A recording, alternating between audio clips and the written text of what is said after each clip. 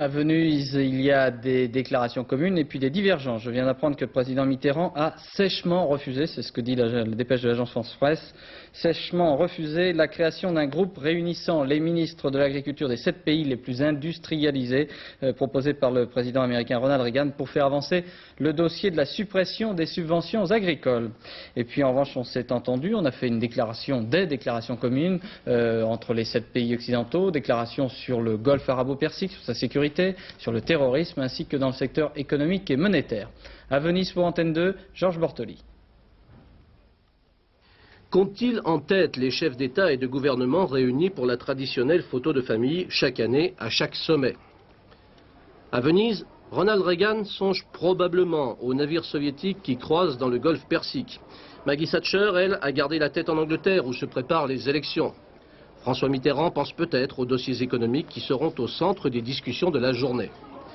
Dans la superbe bibliothèque du monastère San Giorgio, qui leur sert de lieu de réunion, les 7 vont ouvrir successivement les dossiers des pays en voie de développement, de la coordination des politiques économiques, de l'agriculture, de la monnaie.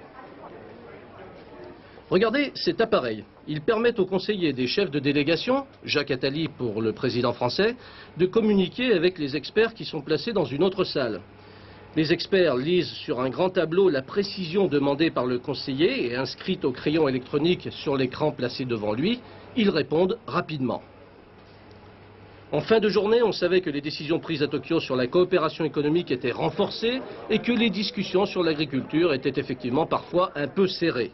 Maggie Thatcher est repartie pour Londres et les discussions économiques vont se poursuivre cette nuit. On se poursuit. La page politique est tournée avec d'abord un communiqué sur la guerre du Golfe. En fait, Ronald Reagan a renoncé à obtenir de ses alliés un soutien militaire pour la protection des pétroliers.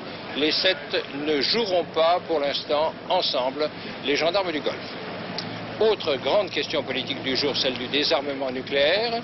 Alors là, les 7 ont évité soigneusement tous les mots trop précis qui pourraient poser encore un peu problème entre eux, comme double option zéro par exemple. Ils se sont contentés de saluer les efforts de désarmement de Mikhaïl Gorbatchev, avec tout de même à son attention un avertissement: ne croyez surtout pas que nous allons renoncer à la dissuasion nucléaire. Tout ça est peut-être un petit peu vague, mais les ministres des Affaires étrangères de l'OTAN sont chargés après-demain à Reykjavik de mettre les points sur les i.